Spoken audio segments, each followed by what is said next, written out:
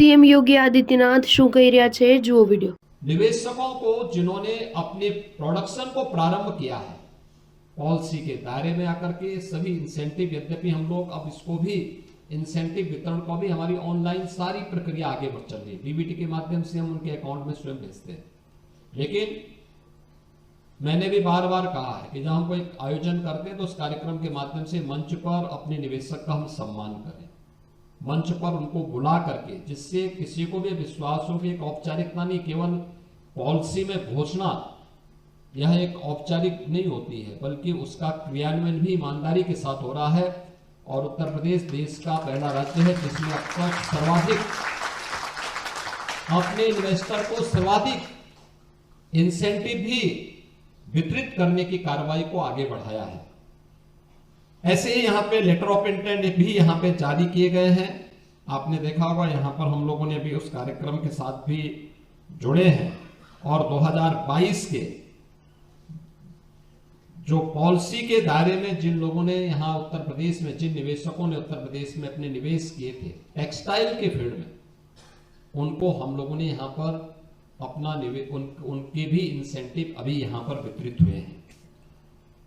यानी हम लोगों ने जो कहा वह करके दिखाया है। उत्तर प्रदेश टेक्सटाइल के एक बेहतरीन हब के रूप में स्थापित हो सकता है, यह आज कोई नई बात नहीं। याद रखना, जितनी प्राचीन सभ्यता और संस्कृति होगी उतने ही प्राचीन समय से वहां पे वस्त्र उद्योग की संभावनाएं रही होंगी। दुनिया की सबसे प्राचीन नगरी के रूप में उत्तर प्रदेश की दो प्राचीन आध्यात्मिक नगरी काशी और अयोध्या सबकी निगाहों में होगी। हजारों वर्षों का जिनका अपना एक इतिहास है, स्वाभाविक रूप से ये नगरी केवल एक आध्यात्मिक चिंतन के आधार नहीं थी।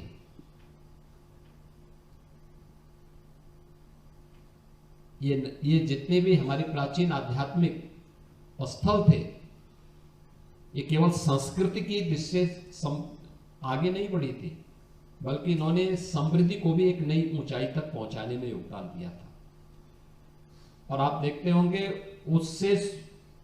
उसमें या उसके सटे हुए क्षेत्र में टेक्सटाइल की अनंत संभावनाएं पहले से छुपी रही है। जैसे काशी, भदोई और मिर्जापुर, यह सिल्क का एक क्लस्टर है।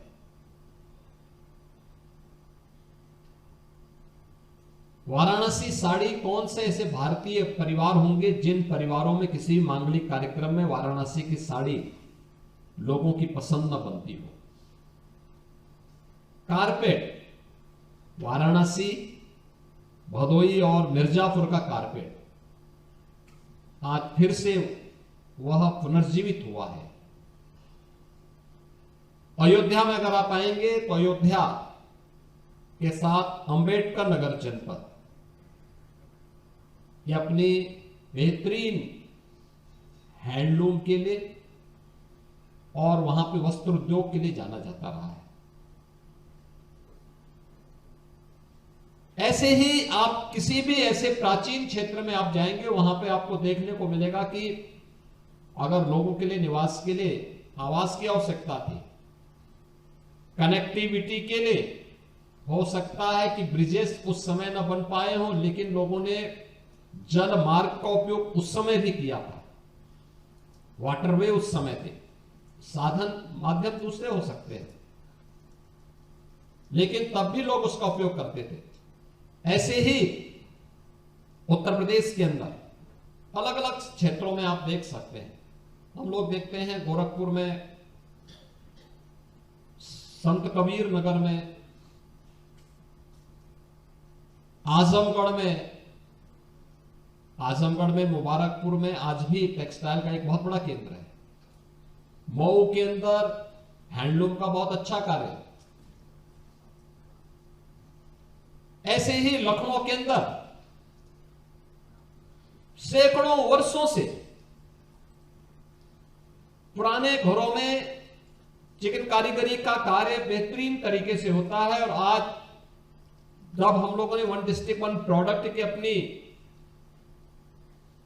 एक पॉलिसी यहां प्रदेश के अंदर लागू की और उस कार्यक्रम के अंतर्गत इसको थोड़ा भी प्रोत्साहित किया, परिणाम क्या आया कि आज इनके पास जितना ऑर्डर इनको मिलता है उतना ये सप्लाई नहीं कर पाते।